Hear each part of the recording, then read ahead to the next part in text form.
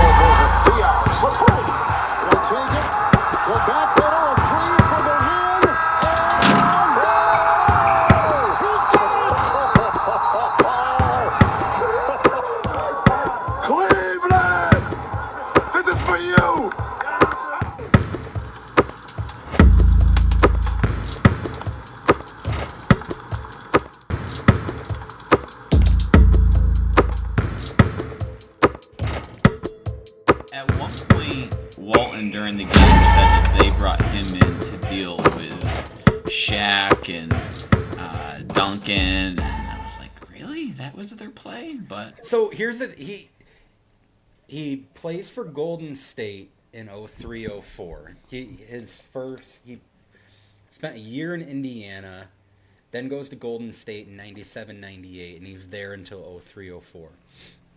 He averages 12.3 points, 12 rebounds per game, 2 blocks in the 03-04 season. Leads the league in offensive rebounds per game. And shoots 54% from the field. So, like, in theory, you kind of get it. But in reality, it's like, it's Eric Dampier. I mean, yeah, but I saw him the first Miami year, with LeBron and Wade and Bosh. I went to a couple games that year, but that was like one of my big takeaways is just watching him warm up. I was like, I'm pretty confident that I played. What was he doing? Like skilled right lefty hooks? Like then you were just like seeing him like just clank and yeah, it was just like around the basket. He wasn't very fluid, and he's old at this point. Like that was his second to last season in the league. But like, you know, you could count on basically any NBA players as they're warming up to just like you leave them alone, they're hitting jumpers. Right. It doesn't matter Correct. who it is. Yep. But like he's shooting elbow jumpers and just like back rim, side rim. And it's like, and yet if this guy wasn't 7 foot, I'm very confident he wouldn't be in the NBA. But hey, respect to him. And he kicked off our pod. We kicked off the pod. Eric Dampier. Never would have. I promise in our production meeting we didn't start off this way, but yeah. No, we did not. Eric Dampier was not on the agenda for this game. By the way, game 6, 2005 Western Conference second round. Dallas Mavericks hosting the Phoenix Suns. Suns lead 3-2 going into this game. Hell of a game. Great game. I think just in terms of quality of play, this is the most enjoyable game that we've had on the docket so far. Yeah, I mean, but before go ahead. Finish. I was just gonna say before we get to the game, I know we wanted to open with the off season prior, because you look at this game and you have the D'Antoni 7 seconds or less Suns. They lead the league in wins in 04-05, best record in the NBA. And it's a surprise. Like I saw today they had they're predicted to finish 13th in the West going into the year. Like the Nash signing and Quentin Richardson signings didn't really move the needle. No. But it did. Right. The perception of it was it didn't move the needle, but then they win 62 games this year. But Nash comes over after having spent a handful of really successful years with Dallas. And in retrospect, it just is kind of mind-boggling that Dallas let Nash walk. Not only considering how talented he was and the player he would go on to become in Phoenix, but also because him and Dirk were best friends. Yeah, Like, that's actually what I was gonna say. Is like, so they actually, because I don't know people. I'm sure people do realize, but Nash played for Phoenix. He was drafted to Phoenix. yep. And then he was traded to Dallas in '98, and that was the same year that they drafted Dirk. And I had listened to Nash on a podcast, and he was talking about how they had their press conferences together. Actually, he was signed, or relatively close to the draft, and they had their introduction press conferences together. That was, they wanted Nash to recruit Dirk to stay, because Dirk did not want to stay when he was drafted. He wanted to go back to Germany for a little bit, play 1 or 2 years, and then come back to the States. And Nash really took to that like big brother role with Dirk. They said that they lived in the same apartment complex, and they really just vibed really well together. They both obviously are not from the States, so they had that going for each other. And yeah, they just connected really, really well. They had a solid run, and they didn't offer Nash Mike Bibby money, as he was quoted as saying. I think Bibby got like 16 mil at that point when Nash went to Phoenix, and Cuban just was not willing to do that, and that definitely is a little shocking. But it maybe it worked out for both teams, but it's crazy that they couldn't make that work. Yeah, we'll explore whether it worked for both teams, both camps. But to your point about the contract, so Nash is 30 years old at the time. He already is kind of dealing with back issues, and it's funny you mentioned Mike Bibby money, because they're coming off the 2004 playoffs, the first round against Sacramento, and Bibby thoroughly outplays Steve Nash. Kind of in a pretty drastic way. Bibby averaged 10 more points per game, shot the ball really well, 48, 52, 87 shooting splits. And Nash, 13 points per game, 9 assists, shoots under 40% from the field, and Dallas gets bounced in round 1 a year after they make the conference finals. So if you're just putting yourself in the mindset of Mark Cuban, you could make the case like, okay, have we taken this as far as we could with a undersized defensive liability at point guard who didn't even put up the offensive numbers that Mike Bibby did in the playoffs. So Dallas offers Nash a 4-year deal worth about $9 million annually. Funny to think about those numbers now. I mean, who's making $9 million annually nowadays? I don't even know off the top of my head, but not somebody who is starting at point guard for a perennial 50-win team in the Western Conference. So the Suns offer Nash a 6-year, $63 million contract. And Nash goes to Cuban and basically says, pay me something in the ballpark of this. I don't want to leave Dallas. But Cuban doesn't budge. And I think a lot of that ends up signing with Phoenix. Right. Have you heard of, I feel like a lot of that does have to deal with the back. So he was dealing with the back issue, and Cuban makes it sound like it was a doctor decision, that the doctors just did not think that he had that much in the tank. And like, I get it, like he did deal with a bunch of back issues, and he was 30, and I mean, even in Phoenix, I think Walton, he called it out. I mean, when he would come off the bench, he was like getting wrapped up in like 800 towels just to try to stay warm, and he'd have to lay down. Like, his back wasn't. Yeah, I read that he couldn't sit when he went to the bench. He had to lay down on the baseline. Yeah. All wrapped up in towels. It's crazy to like think about and look at now, but you're right. Yeah, so I mean, I do think that has a little, that's Cuban saving grace, because really, I mean, if maybe I'm just looking at the numbers from now, but I just looked up. I mean, we're talking Pat Connaughton, Mike Conley, Luke Kennard.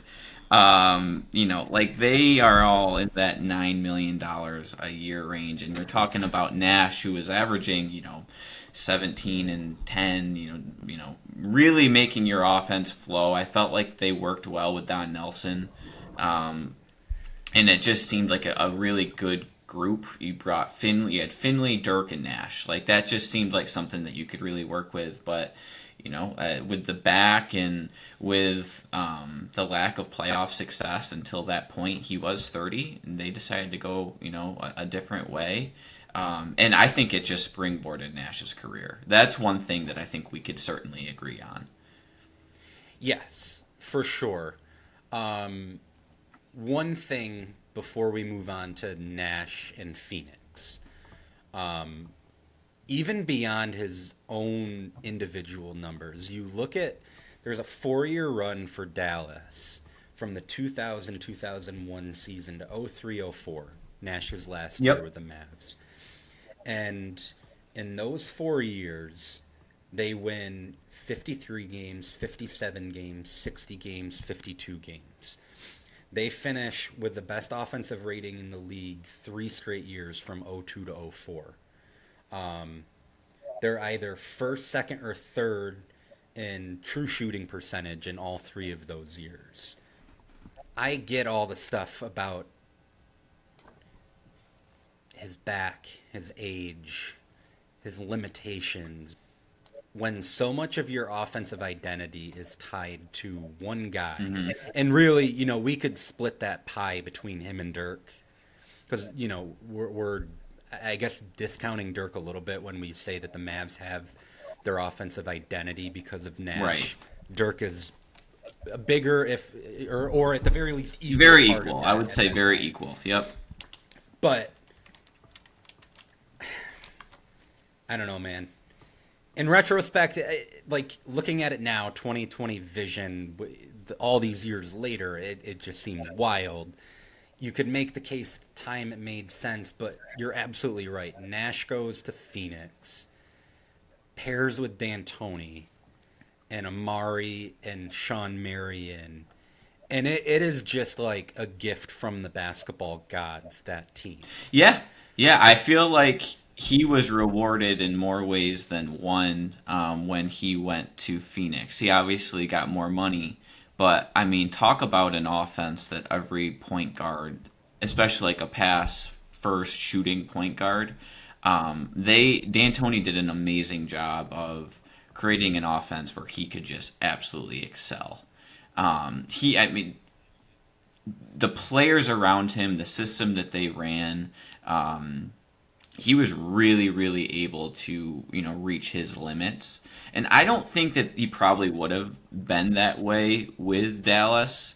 I'm not sure that Don Nelson had that, level that D'Antoni wanted to push. Don Nelson certainly wanted spacing and he wanted to play with pace, but D'Antoni brought it to a whole nother level, bringing a lot of European looks into the NBA. He coached in Italy for a while. Yeah. And he noted that that's where he picked up a lot of the 7 seconds or less, and it just really fit Nash. I mean, not the most explosive guy, but just a really, really good knockdown shooter, had awesome handles, and just loved passing the ball. It's funny, too, because he's a true point guard where he didn't want to bring the ball up and kind of just dominate the ball. He got off the ball really quick. Yeah.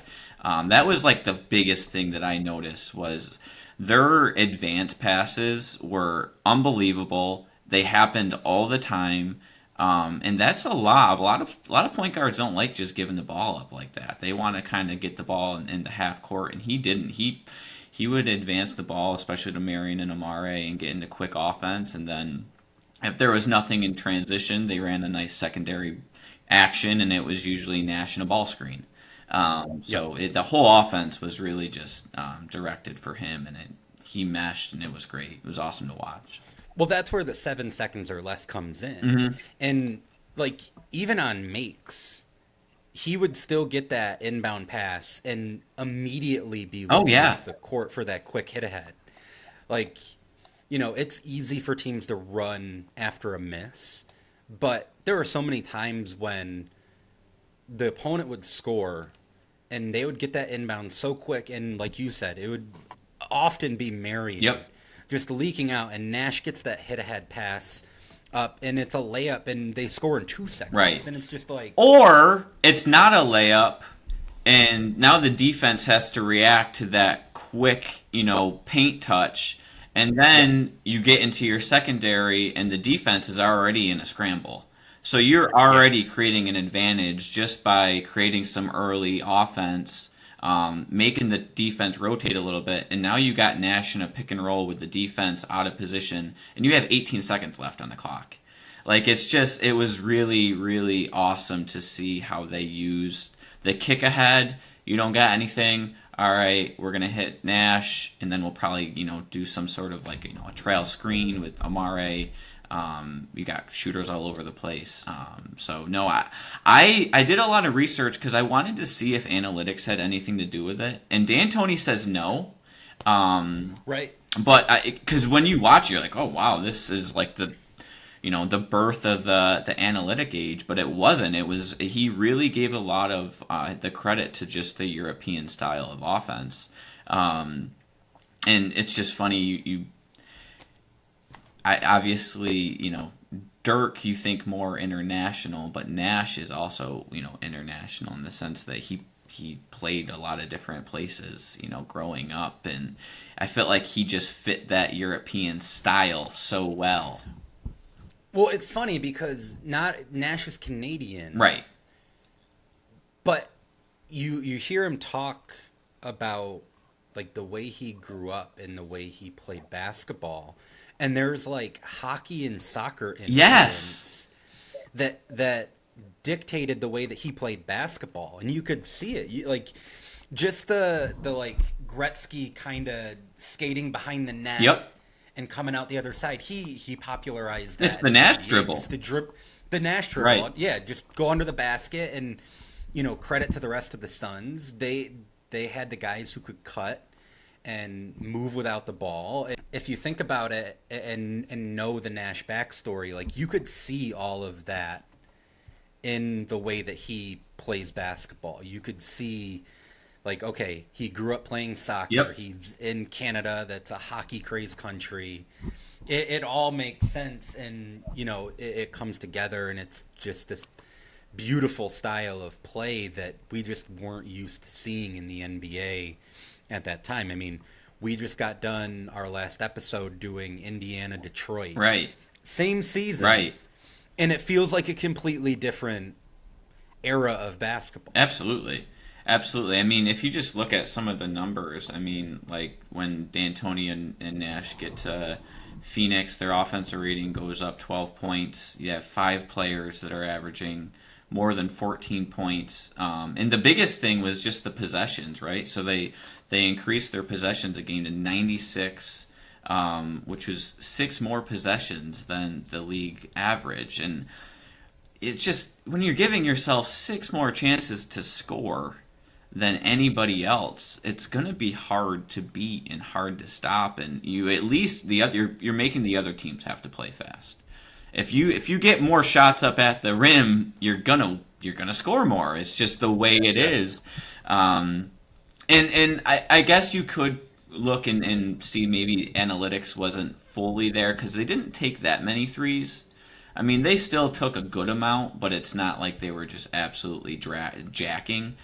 They attempted about 25 threes a game, which was obviously first in the NBA at that point.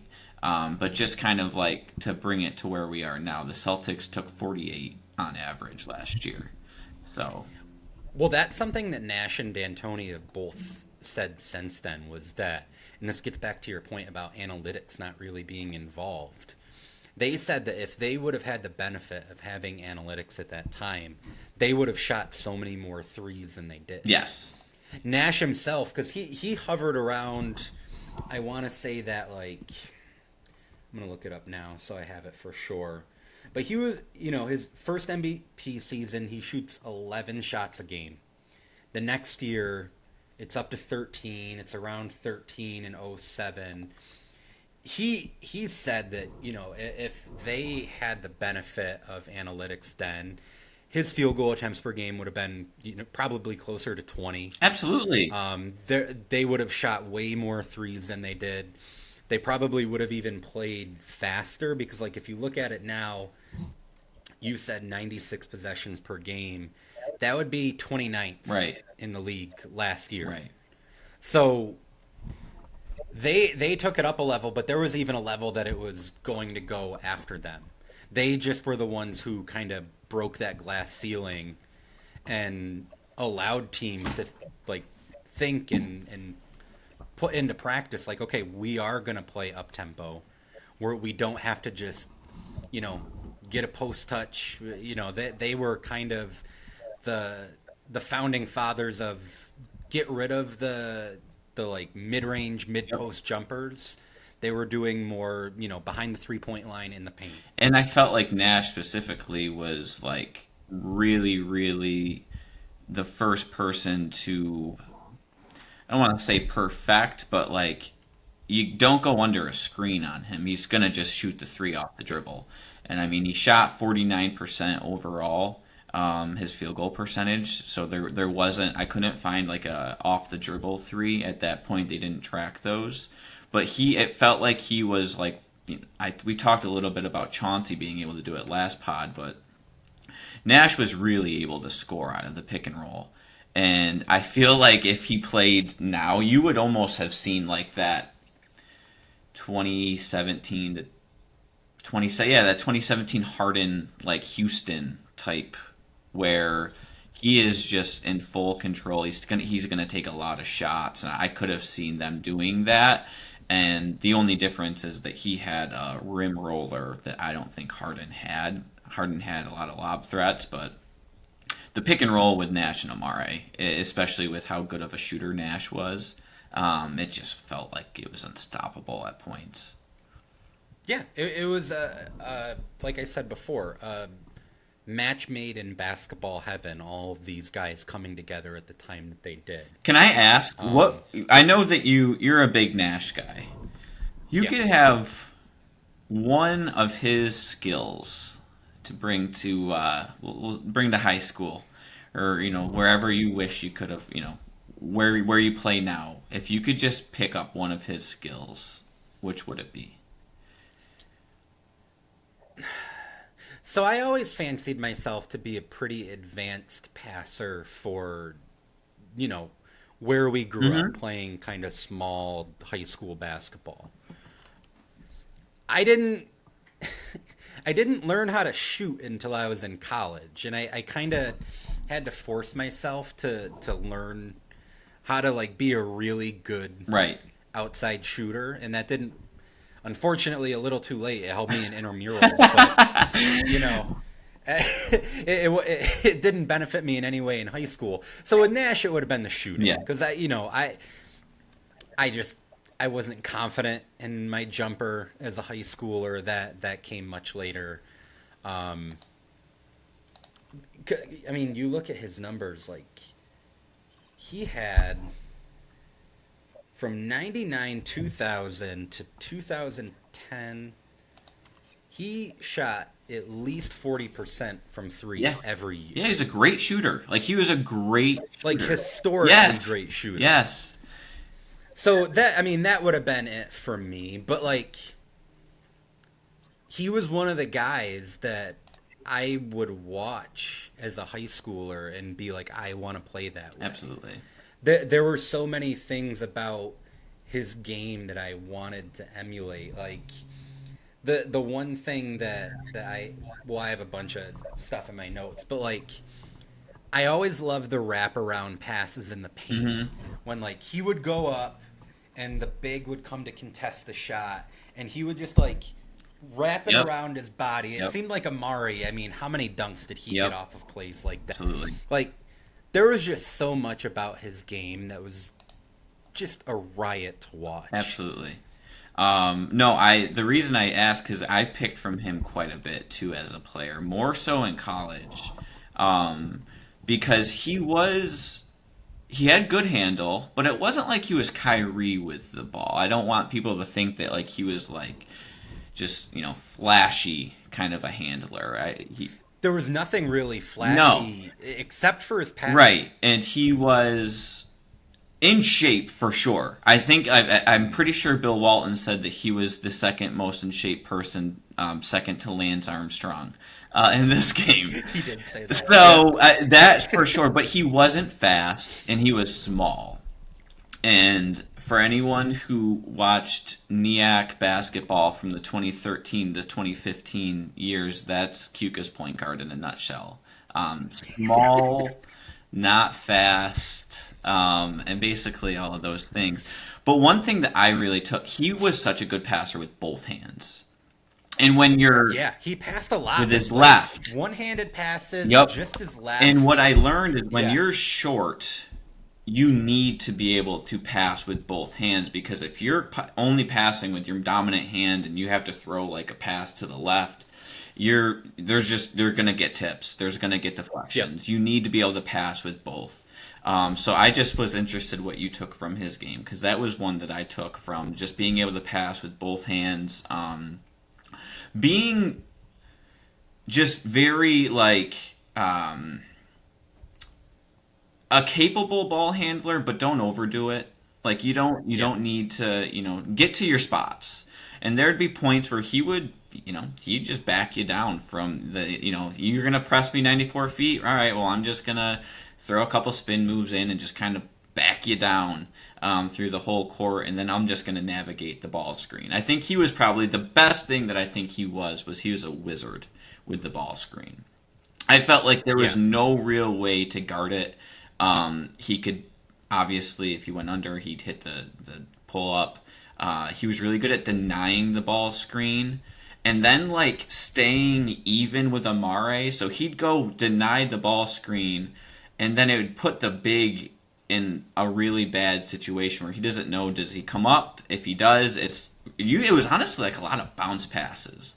Like a lot of those pocket tight passes. window, yeah. And it just felt like any time you were in a ball screen, it just must have been miserable for you. So those were the couple things that I took from his game, just as a small, short, slow point guard.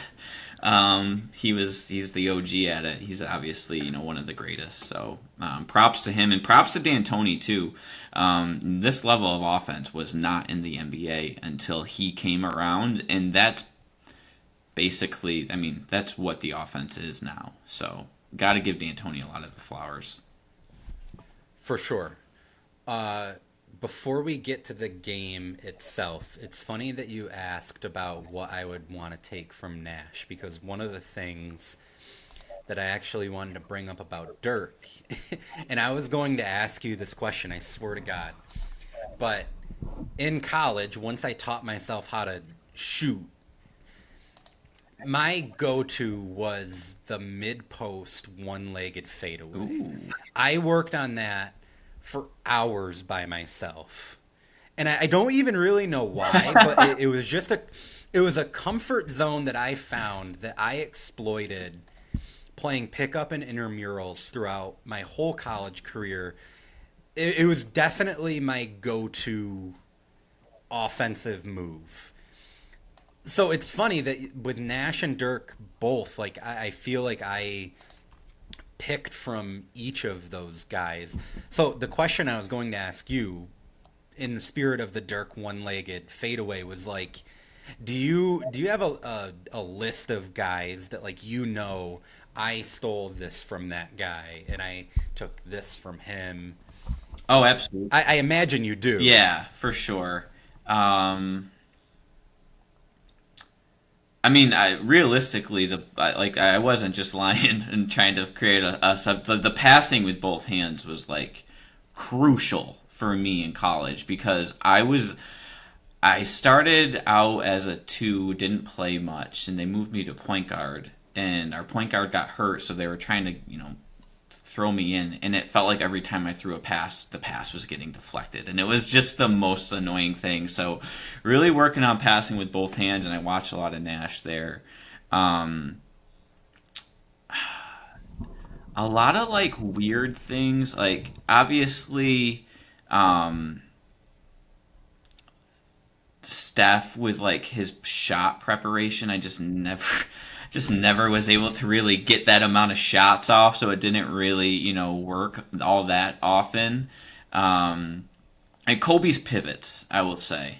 I used to really get into the lane and struggle, just because I really wasn't that athletic and I wasn't big enough to just shoot over people. So you get into the lane, you got to kind of be able to use your pivots. To either get the ball out or to make a scoring play. So I'll say Nash's ability to pass with both hands, and then a little bit of Kobe's footwork. I can't even say Kobe's footwork though, because his was so good and mine was so on par. I mean, but here's the thing: like I didn't. It's not like I was out there and anyone was like, "Damn, this is like he's Dirk." But in a 6'1", chubby, way less athletic and not nearly as good body, but like you made it work though. You do steal those things, and it becomes part of your game. That's why I tell people all the time, like I think one of the most important things you could do to become a good basketball player is just watch basketball. Absolutely.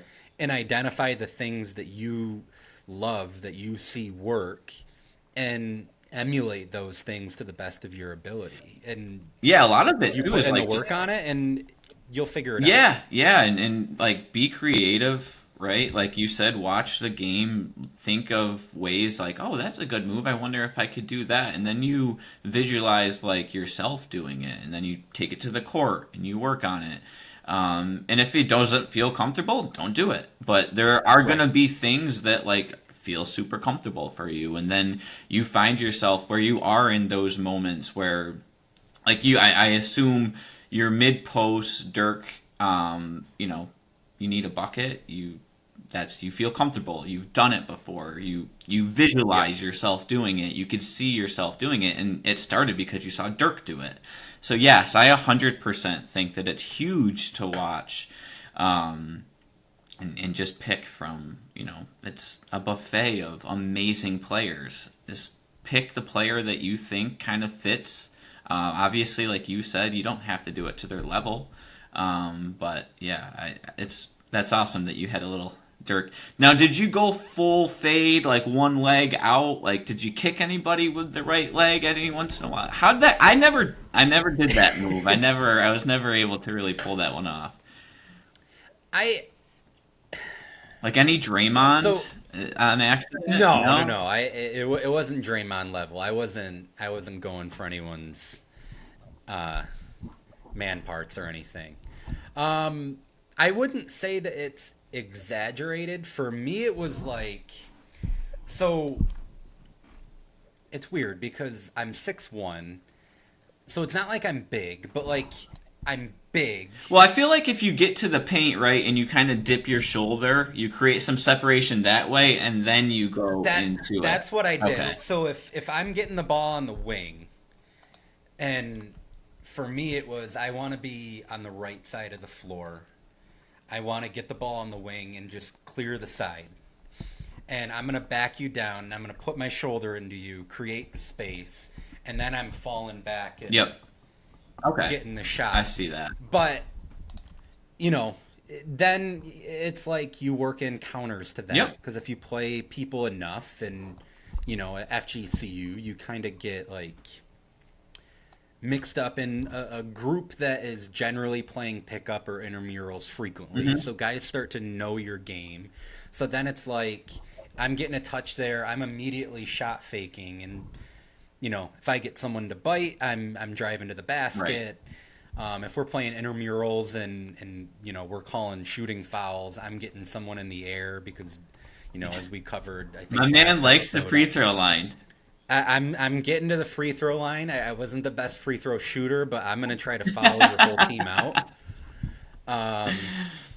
So yeah, that was my game. But no, the exaggerated leg kick, I didn't Because work some it. of his leg kicks were high. Like Oh yeah. Dirk's were real. I mean, and we'll get into the game, but talk about just a player who had a very, very unique skill set as well for being that big, just like an ultimate scorer. Before we dive into the game 6, do you want to talk a little bit just about how the series broke out? Yeah, let's do it. So, um, this is a 1-4 matchup. Nash wins MVP. Mm-hmm. I think they give it to him ahead of game 2, maybe.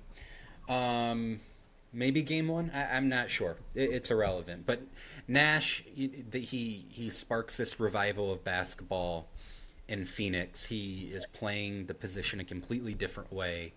We're coming out of an era where the most notable point guards in the league are guys like Marbury and Steve Francis and a little bit of Baron Davis. Mm-hmm. And you could even say like Iverson, even though he was kind of more of a 2. Right.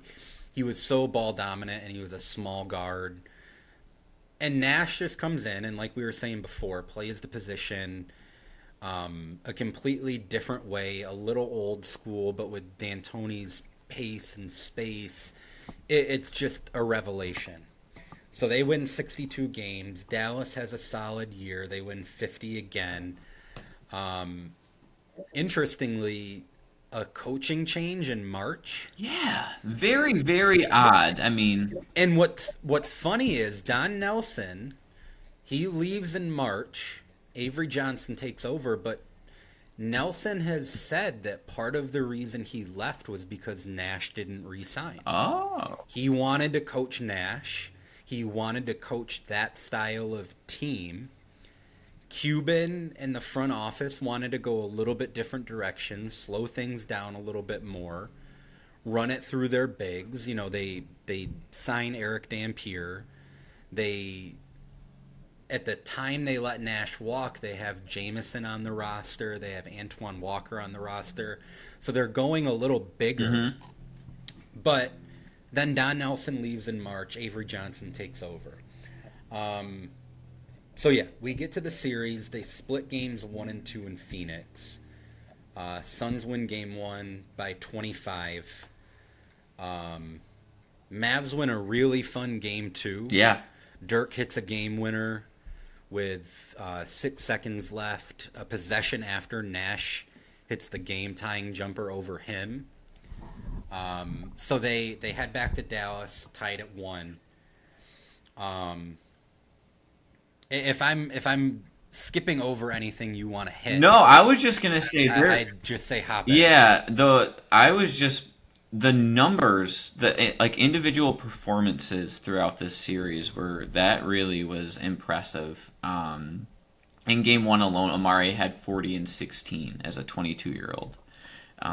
Just the numbers. So I'll let you continue, but as we go, I'll kind of just fill in with the big games. Obviously, Dirk in game 2 had 23 and 11, but that's honestly like a modest game in this series, which sounds crazy. But yeah, it's game 3 back in Dallas. Game 3 back in Dallas. Suns win by 17, so they're up 2-1 now. Game 4, I assume, is the one that you want to hit. Yeah, I mean, goodness. Go ahead. Yeah, Nash goes for 48. And was it a triple double too? I think it was a 40. No, actually, so he had 48, 5 rebounds, 5 assists. Okay. His lowest assist game of that series, I believe, the whole postseason. Oh no, I'm sorry. But he shoots. He has, I think, the next game. Yes, 5. he has a triple double in game 5. But yeah, 20 for 28 shooting in game 4. Which is kind of a taste of like maybe what Phoenix should have been leaning a little more into than they did. But Doug Collins said that after the game, Nash was like upset with the way that he had to play. Post him up. Screen by Stoudemire, pick and roll with Nash. Rebound by Richardson on the offensive glass. Nash for three. Well, he put on some kind of shooting demonstration on Sunday. 20 of 28. I thought he passed up 4 or 5 open shots. Thought he got self-conscious. Felt like he was shooting too much. Mike D'Antoni said, they give you those shots tonight, you take them. If you have to take 30 shots, you do what's necessary to get your team to win. And then Nash was making some bad passes. Like, he felt weird Right. about having to take 28 shots just because it wasn't in his nature to do that. Yep. Yeah, no. When you look at it, 48 points on 28 shots, like... No, and I said it earlier, but, like, just the way he would hit a head pass, just, it's so small, but it gives such a good glimpse into what type of a point guard he was. He did not need the ball all the time. He didn't. He didn't want to have to take 30 shots. And there were shots that he could have probably forced, and instead he's, making the extra to Jim Jackson. And no, Jim Jackson's a solid player, but, like, he's not the MVP. We're going to get to Jim Jackson in a second in Game 5. Dude he's also low-key built. Yeah. Let's go to Game 5, because Game 5, the Mavs lead by 7.5. This is in Phoenix. Series tied 2-2. They lead by 7.5, 2 at the end of the third quarter. And then Phoenix goes on a 9-0 run to start the fourth quarter with Nash on the bench. And it's Jim Jackson who sparks it. Yeah. Him and Amare both have 15 points in the fourth quarter alone.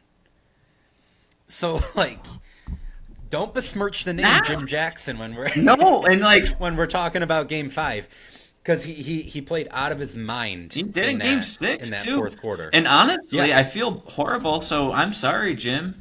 When we decided on doing this game, I looked just at the box score, and I saw J. Jackson, and I read it as J. Johnson.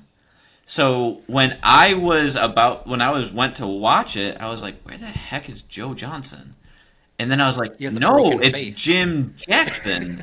But yeah, obviously Joe Johnson had, played with the Suns too. But no, it was Jimmy Jackson. My man could hit a three, and he could bench press 315 pounds, no problem. The dude's chest was massive.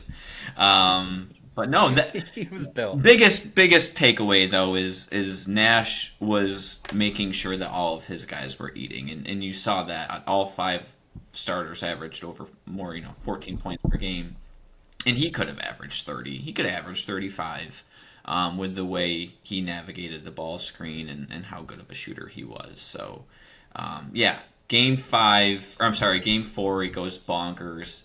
Game 5 triple double. Amare and Jimmy just J. A masterpiece of a game for Nash in Game 5. Yep.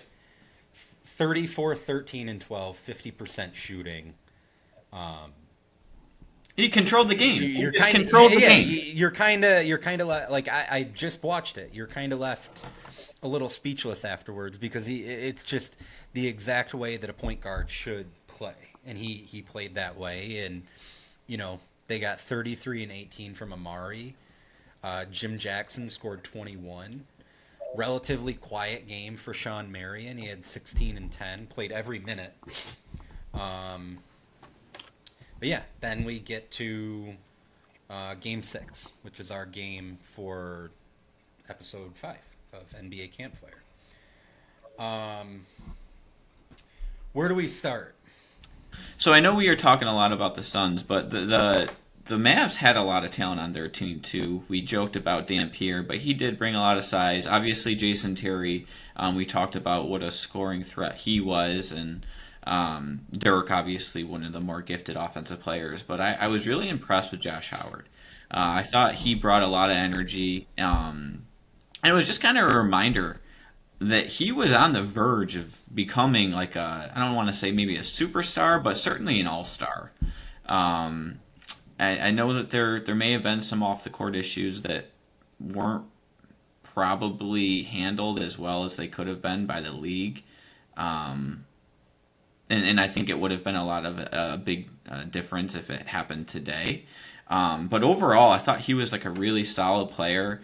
A little confused with what happened with his career because watching this game, it's like this guy is going to be amazing. He had an immediate impact in this game. Like he was kind of the standout player of the first quarter. And there was like a 3-year run there where it kind of felt like he was having that breakout kind of moment between the 05 playoffs, all the way into like 2007, 2008 range. Like he averaged 18 points and 6 rebounds per game from 2005 to 2009. He had an All-Star appearance in there. And he had 19 and 10 with 4 assists in this game. Like he was definitely looked at as one of the kind of potential young stars who didn't come into the league as a superstar, Right. but potentially someone who could develop Absolutely. into that. Like I think that the way that he was looked at in like 2007 was a little bit how people were looking at Kawhi in like 2012, 2013. And obviously Kawhi goes on to become an absolute superstar, 2-time finals MVP. That never happened for Josh Howard, but they were kind of held in similar regard. Absolutely. And I mean, and I'm sure we'll get into it about the later down the road Mavs, but he did contribute pretty big to that team just as a trade asset. So he did still have value even after his time with the Mavs, but overall, really solid. So just starting with the Mavs and the Suns, and it just high-powered offenses, a lot of talent on the floor. That's what jumped out at me when I watched this game. Yeah, they're coming out at a pace that we haven't seen in our first few episodes. Like there are 99 possessions in this game that they're playing faster than Phoenix was in the regular season. So yeah, Josh Howard looks great early. Really, the Suns. Dallas Yeah, I'm sorry. Go ahead. Go ahead. I was gonna say Dallas takes a 9-point lead into the halftime locker room. Yeah, I felt like what were you gonna say about the Suns? Yeah, I felt like the Suns just came out and they just, offense wasn't really clicking, and I felt like a lot of that was just Dallas was super physical with Nash in the first half. D'Antoni was all over the refs about it, but it felt like they really tried to impact Nash on the offensive end just by getting into him. And then Amare he didn't have a great game. He got in early foul trouble. And it felt like the Mavs honestly probably could have been up even more than they were. Yeah. But the way Phoenix plays, how fast they are, and how, I don't want to say carefree because it's not like they just turn the ball over, but like a missed shot didn't stop them from taking another quick one the next possession down. That's just how they played. They weren't hitting a lot of shots in the beginning, but they just kept at it. And like you said, they only are down 9 at half. It could have been, in my opinion, it could have been a lot worse. Nash started out 1 of 6. Jason Terry and Dirk. Well, Jason Terry, Dirk, and Josh Howard combined for 42 in the first half. And really, it was Shawn Marion that kept the Suns in it. He's coming off not maybe the best game in Game 5, but he was absolutely amazing in this game. He was scoring in transition, scoring off of kick out, pump fake, one dribble pull up. I don't know how it went in. It did. How many he perfected that where he'd be in the corner and you'd get this aggressive closeout, and it's like, why are we not just letting Shawn Marion shoot corner threes?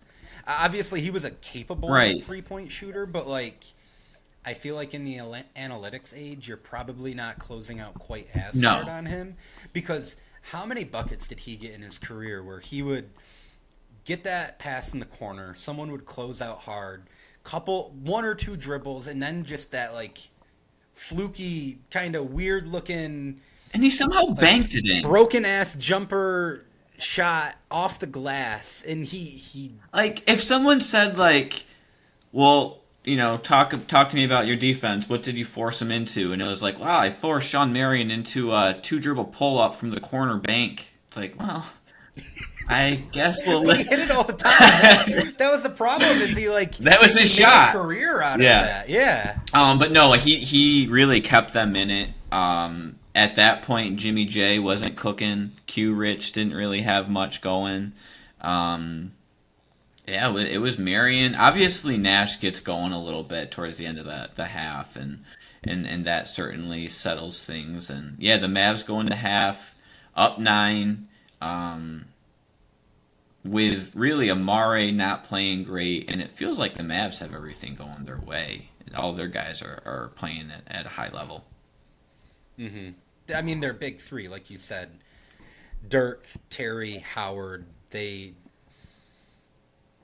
kind of carry things. They score 42 in the first half. They're playing great, shooting great. It just kind of feels like they have more options on offense. Like again, we talked about with Amare playing the way that he was, and like you said, he got in a little bit of foul trouble. Yeah, it did. You're absolutely right.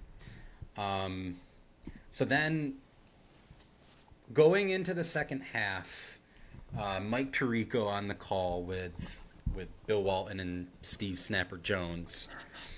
He notes that our 5th straight Walton game, unfortunately or fortunately, depending on how you want to look at it, no more Walton games on the schedule for us.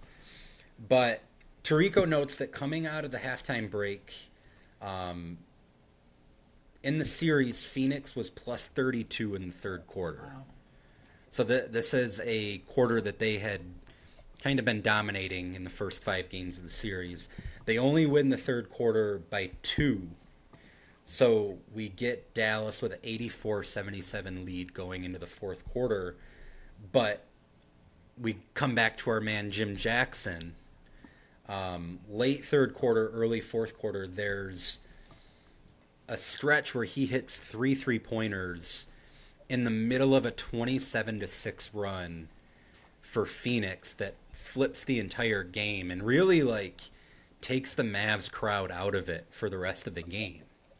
Yeah, well, it's crazy because in the third quarter, Dallas gets it up to 16. So yep. Dallas gets up by 16, and that's kind of when the Suns go on their run. So the Suns end a cold third by going on a 13-0 run with like a minute left. Yeah. And then they extend that into a nice little run in the fourth quarter where Jim Jackson scores 8 straight points. But like without that, 5-minute stretch, it's a much different game, and it was like shocking, it felt like, to Dallas. It was like, wait a second, just had this game. What I was, like the crowd, it was like the rest of the way, even late in the game when, they were kind of trading baskets and there's a couple minutes left and Dallas is up 5. Like, it seems like there's more tension than excitement in the crowd, and the Mavs kind of like embodied that on the court. I was going to say, it felt like they were playing tight. Absolutely, and that's where I give Nash, D'Antoni, and the Suns all types of credit, because to me, their offense felt natural the entire game. They were down 16 points in the third quarter, never felt tight. They still, if they had a kick-ahead 3 and Quentin Richardson had, a 3 with 20 seconds left on the shot clock, he's taking it. And it wasn't a big deal. That was the shot they wanted. And it felt like when the pressure was on Dallas, it almost felt like guys were putting so much pressure on themselves to make a play that it just felt chaotic at times. And granted, they did. They scored enough. Jason Terry, I felt like, did have a nice quarter here. He made a lot of big shots, and then Dirk got hot with about 8 minutes, or about 3 minutes left. Dirk got hot. So it wasn't all bad in the fourth, but it just felt like, there was much more tension on the Mavs, and it just felt like Phoenix just played so free. Like it felt like such a fun brand of basketball. Going, and I think a lot of that was why Jim Jackson was able to go off. He was just doing his job. It empowered the guys like him to do what they do best. Mm-hmm. I mean, you don't need, Jim Jackson doesn't need the burden of having to score 20 points in a game. Right. But you give him a diet of open shots facilitated by Nash and kind of the gravity of guys like Marion and Amare and all the attention that they demand. You're giving guys like Jim Jackson and Quentin Richardson, and there were other role players, Baby Barbosa, years who, Barbosa, Raja Bell comes in. Like, all these guys have fantastic runs as role players for Phoenix, and it's because you're just playing free. You're out there playing basketball without any constraints, without any real pressure. And I thought, and you could feel it. And I thought that Dallas got tired. I did. Yeah. It felt like Dallas got a little worn down. And another thing that I heard in a podcast that I thought was funny was Nash was saying how, throughout the year they would get tired, like, playing that up tempo, and they'd kind of, I don't want to say they'd go to D'Antoni with frustrations, but his thought process was always, would you rather run or would you rather get into a wrestling match? And they just would rather run, and they did it all year, and it got to a point where, Dallas they looked winded, and it looked like Phoenix had their fresh legs. I just thought that was interesting that, deep into the playoffs, they still were playing fast, and it felt like they were fresh, and it worked. What D'Antoni was going for in this specific series, like, it worked. Like, let's not try to get into a wrestling match here. Let's just try to outrun them. Yeah. So late fourth quarter, just over 2 minutes to go, Dallas is up 104-99. And Phoenix has the ball, and there's a possession where Marion, I want to say it's a pick and roll with him and Nash, and he gets like a wide open lefty layup. Mm-hmm. And it's almost like he's surprised by how open he is, and he just blows the layup. Yep. Dallas comes back down, and they run high screen and roll with Jason Terry and Dirk. And they get a switch of Nash onto Dirk. But Terry doesn't get Dirk the ball. He takes a top of the key three, misses it, then doesn't run back, and Marion leaks out. Like what we were saying earlier, Nash with the hit ahead, they get an and one. That felt like a huge point in the game, and like Dallas would end up going back up by 4. Steven Hunter got a tip in late for Phoenix. I think at that point Amare had already fouled out. Then Nash gets a really friendly bounce on a 3 with under a minute to go. To take the lead, right? Puts Phoenix up 106-105. I think the Jack comes down. So I've gotten my notes that Richardson helps off of Josh Howard on a Dirk post touch. Howard cuts baseline. Dirk finds him. There's a goaltending call. Dallas takes the lead again, 107-106. Next possession, Marion misses a contested runner. Dirk comes down to the rebound, immediately gets fouled, makes both free throws. Yes. So then it's 109-106 Dallas. On the other end, Nash gets Dirk on a switch, blows by him, but then this is another typical Nash move. He does the slow down after he's already by Dirk and tries to initiate the contact on the runner. You could tell that these two have played basketball with each other for years and hours, just like going at each other and know each other's games. Dirk avoids the foul. Nash gets the bucket. So then it's a 1-point game, 14.2 left. Stackhouse comes down, hits 2 free throws. Can we pause quick? Sorry. Go for it. Yeah, I was a waiting very- for you to jump in whenever It's you... a very quick. Jerry Stackhouse's free throw routine, one of the weirdest ones ever. He squats so low. For those listening, just YouTube it. Jerry Stackhouse free. I've never seen a guy squat so low in my life. Oh, buddy, I could just... I'll put something right in this video. Exactly. So I just wanted. He was a good free throw shooter, but anyway, I'm sorry. Go ahead. It just that popped out. Knocked those two down. Him and Rip Hamilton were the two guys who did the Real. low Maybe it was like a Wizards thing. I don't know. just playing with everything. Fucked with their heads. They're like, yeah, something.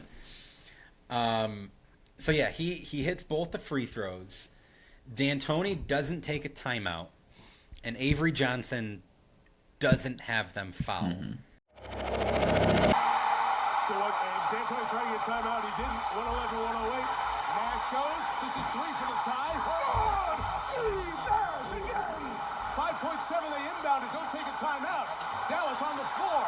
This descended to 7. Stackhouse off the rim. Because Nash comes down and Terry's guarding Nash, and Nash comes down the left wing dribbling with his right, and he just literally dribbles into a pull-up 3. There's a little hezzy, but it's not like anything crazy. It's not like a deep 3. It's a literal right-handed pull-up jumper from the left wing. He cashes it. As soon as he hits it, Dirk starts flipping out on Jason Terry. Fucking irate. So Jason Terry and Dirk are going at it, and the backcourt is Jerry Stackhouse and his very bended free throw routine tries to go coast to coast, and Avery Johnson's just standing there, and they take a contested pull-up 3 by Jerry Stackhouse as their two best players are arguing in the backcourt. And I was like, what? You have a timeout. And still arguing after the shot is missed. Yes, going into the bench, you could tell Dirk is furious that Jason Terry didn't foul Nash. And honestly, it messed with Dirk the entire rest of the game. He was not even close to being himself in overtime. He was a shell of himself. He was yelling at the refs every single chance he got. It felt like Nash's pull-up jumper with 5 seconds left just stole the heart from the Mavs. It was shocking they didn't foul, shocking they didn't call a timeout.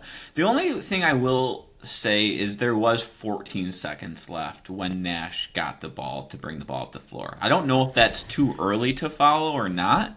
So you could make the case that maybe Dirk, and maybe post-game press conference they cover this. I don't know. I didn't find it, but maybe it was just Dirk was pissed that he didn't get up on Nash because he didn't. Because like you said, there was very little resistance to Nash getting into that jumper. 100%. But yeah, to your point, Dirk goes 0 for 5 from the field in overtime, and even Bill Walton mentions it. He's so mad that Jason Terry let Nash hit the shot that he just wants to do everything on his own. And it was very much so ISO. He was just driving to the basket, kind of not really on balance, throwing up wild shots, but then just getting so upset at the refs and berating them through the entire overtime. He was very frustrated. And it affected them, and just the complete opposite for Phoenix. He had 3 fouls in overtime too. He was 0 for 5 from the field, 1 for 2 from the free throw line, 3 fouls. You'll appreciate this. maybe 5 people who are listening will too. It was a little like 9th grade, 10th grade Phil Ostrowski. Phil, friend of the podcast, cousin of both of us, could get a little in his head late in a game and take some frustration out on the refs and play a little reckless. Fortunately, he got a lot better at that the last couple years there, but it kind of felt like that. Like you were right. It was Dirk was in his head the entire overtime, and Dallas just had no shot. Between him being in the mental state that he was in and the crowd just being so shell-shocked that they blew this and big third quarter lead, a 5-point lead with under 2 minutes to go in the fourth quarter. And Nash just puts on an absolute masterclass of how to be a point guard in overtime. If you watch that overtime, it was like, okay, this is clearly why he's the MVP. He scores, but then he has 2 amazing passes to Shawn Marion. He has Shawn Marion on like a slip where he scores, and then he has a wraparound pass where Marion, he misses an and one dunk, but it's just the pass itself was like, what, did he just throw that?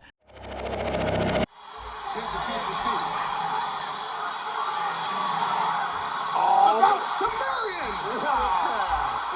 This guy, Steve Nash, is unbelievable. With all these giants out here, Stoudemire, Nowitzki, Stackhouse, Jason Terry, little Steve Nash, who is the most unathletic player in the entire league. There's nobody that makes you say, oh my gosh, did you see that? So yeah, no, Nash was absolutely amazing in overtime. Phoenix hit the shots they needed to, and Dallas was certainly out of it. Phil Ostrowski, weak ankles, but great guy. I didn't see him have too many freakouts. I transferred, so I missed out on those. But No, so it was actually pre you transferring. The one I'm actually thinking of, you were involved in. It was your eventual school, Notre Dame. oh really? He had a freakout there? At Alba. You don't remember? He got called for the offensive foul late and then got a technical. I do remember that. I do remember that. And then I don't remember who it was for Notre Dame. They split the free throws. They missed the second one, and it was tied. And I threw up that like 3/4 court shot that came so fucking close to going down. Do you remember this? I remember losing the first game, and now that you say that, now I do remember there was like some sort of controversy on like the tech. We came back and we won the second game though. I do remember that. I remember that.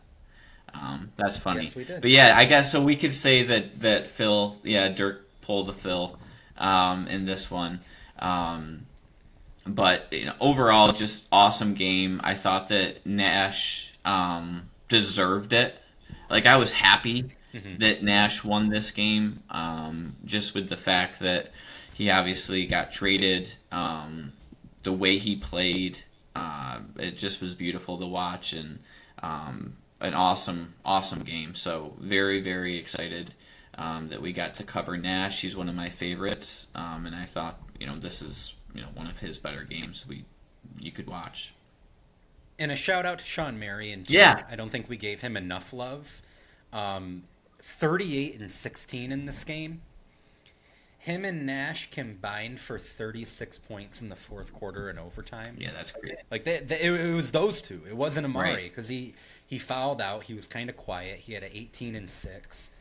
It was really just Nash and Marion and a sprinkling of Jim Jackson there. Yeah. Yeah. But no, I felt like the better team won. And this kind of transitions nicely into our next topic. It feels like the Suns not getting a title in this run is wrong. Yeah. It does. And I don't mean like wrong like like the league conspired against them or anything. It feels like for how good this team was for that 3 or 4 year stretch, they should have at the very least made a finals. And I think, maybe 04-05 they weren't ready. They run into the Spurs in the conference finals. And what you were saying about how they kind of always played their own game. Mm-hmm. The Spurs were really the only team that could get them into a slugfest. Right. And I think that's why they beat them in 05 and 07, is because the Spurs could dictate the pace of the game and the style in a way against Phoenix that not really any other teams could. So they run into San Antonio in 05 and 07. 06, Amare only plays 3 games, and they still win 54 games. They go to the Western Conference Finals again. Nash wins his second consecutive MVP award. Their second in offensive rating that year, first in pace again.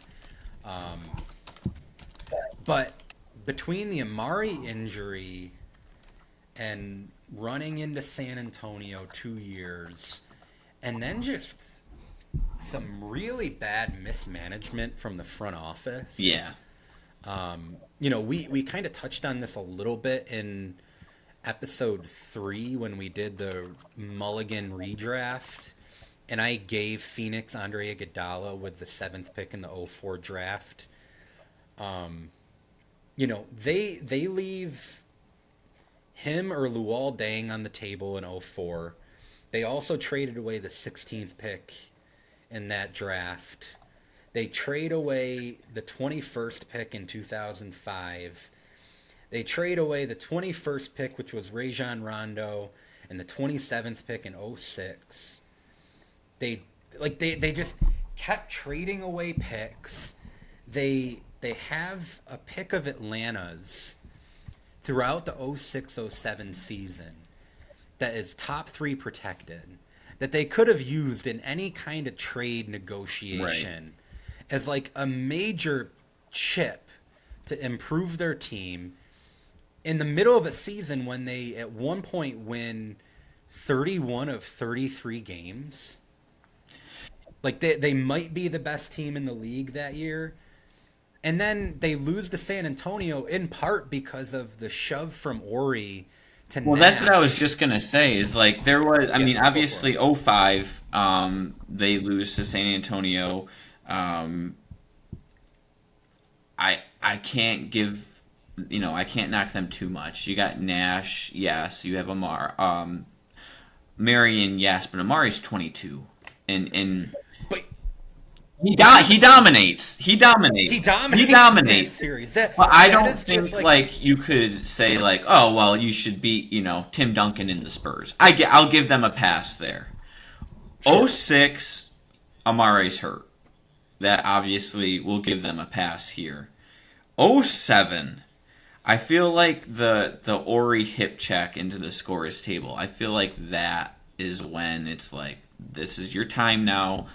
You've been good now for 2 years. All of your role players have playoff experience. You're better play.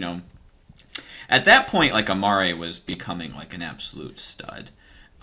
Nash obviously was still Nash.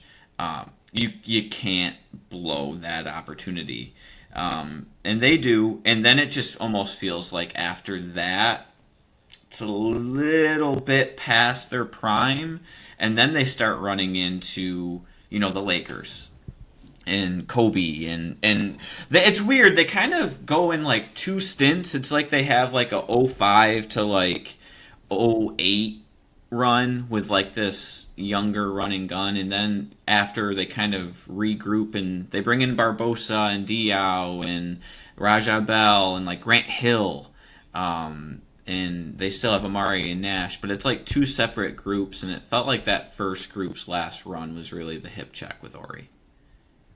Well, yeah, where it really ended was 07-08 season. They go into the year and Marion requests to be traded. Mm-hmm. They eventually do trade him for Shaq.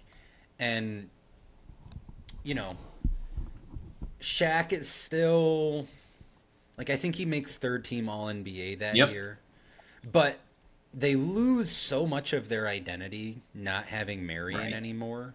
Like, I think Marion is actually the lost guy of these mid-2000s Suns team. Just how talented he was and how he just provided them with so much of the things that they really needed. Like, they needed another rebounder opposite of Amare. Right. And he provided that. He was 6'7", but annually averaged at least 10 rebounds a year. Actually, he was the first player in NBA history to finish in the top 5 in both rebounding and steals in consecutive seasons in 04-05 and 05-06. Cool nickname, too. The Matrix, yeah, one of the all-time great nicknames. I feel like that's when that chapter closes, is when they trade him for Shaq, and then they have the second life from 08 to 11. They lose in the conference finals to LA in 2010, with Nash and Amare still there. But then Amare leaves for New York. Nash is there with this kind of hodgepodge roster.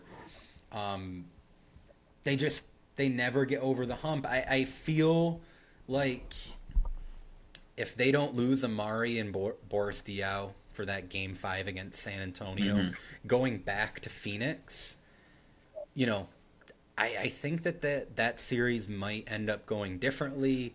They would have to play Utah in the conference finals, and then a Cavs team that had LeBron and Eric Snow and Boobie Gibson and Drew Gooden and Sasha Pavlovich and my man Big Z, who I love, but like, no, I think Phoenix, that's a mismatch in the finals. The Phoenix is definitely favored, and to me, both the series and the Utah series and the Cleveland series, and Utah obviously had solid players too, but no, it's upsetting that Nash doesn't get it, and then obviously, you know, he goes to LA to end his career and he's hurt and it just never works out.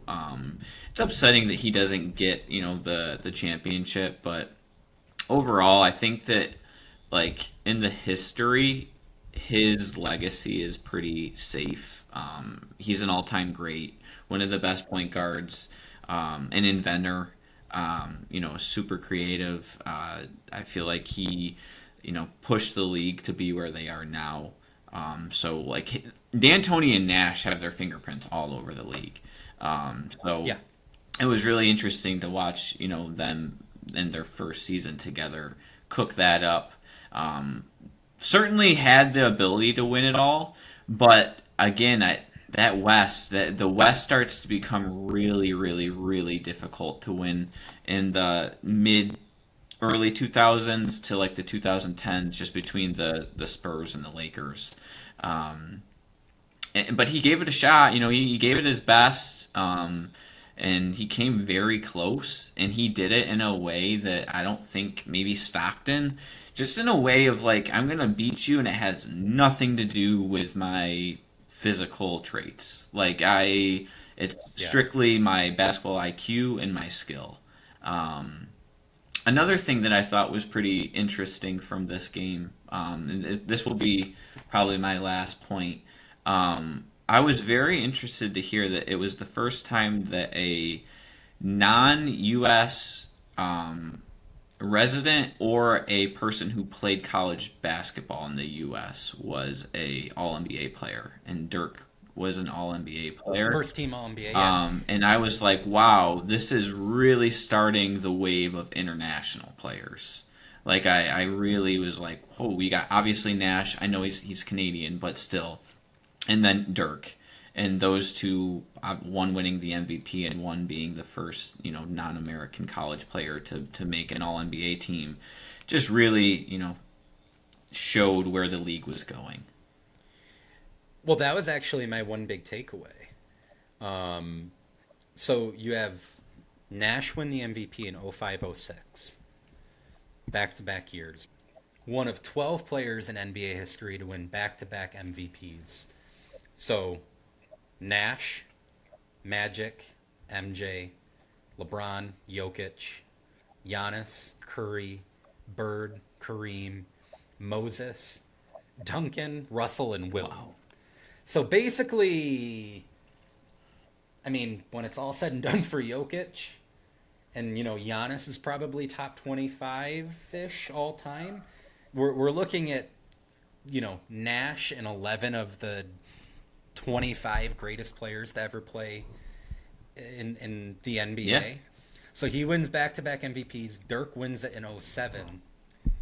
3 straight internationally born MVPs. Then we don't see another one till 2019, where you get back-to-back for Giannis, back-to-back for Jokic, Embiid, Jokic again, and Shea. I feel like these two are historically underrated. These two meaning Nash and Dirk.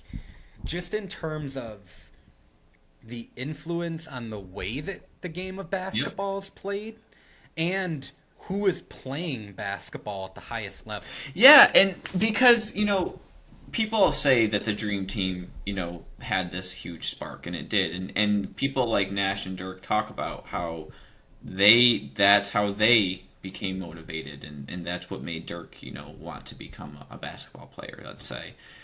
But there's a difference between seeing basketball played at the highest level and being like, wow, that's a beautiful game. Americans play that in such a way that I want to play that now.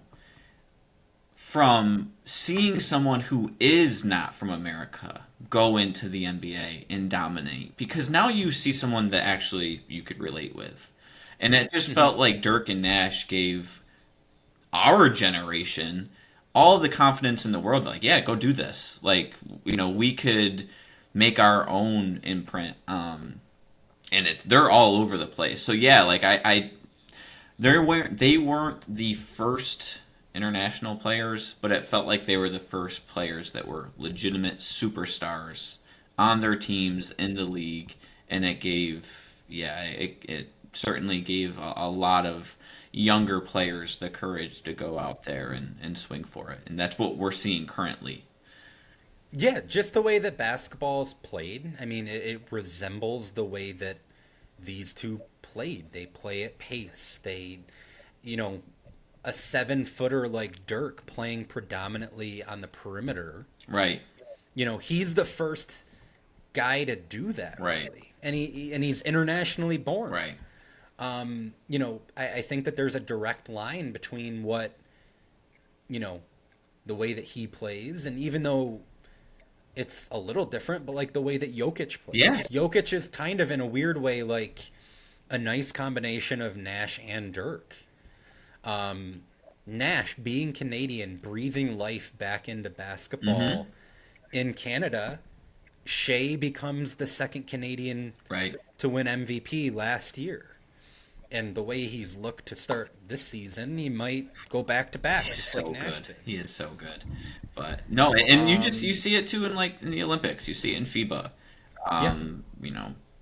Every country now has at least a couple guys that are in the league, and Nash and Dirk should get their flowers on that. They weren't the first, but they probably were the first best, we'll say.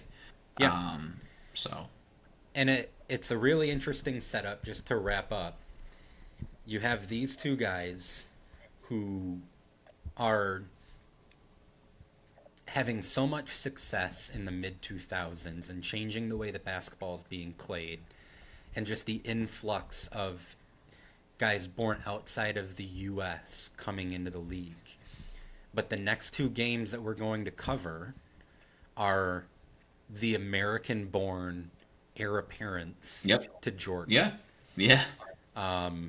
And I honestly think that between Nash and Dirk and the two guys that we're going to be covering predominantly in the next two games, they give birth to an era of basketball that we're obviously biased toward because we came of age in this time. But I think you could really make a case that, 2010 to 2016 basketball is about as good as you could get, just in terms of quality of play and the way that teams are playing, and like the personalities and the stars in the league. Like it, I don't know. Yeah, I think that it was the rise probably of analytics, and just it happens in other sports too. It's not just in our game.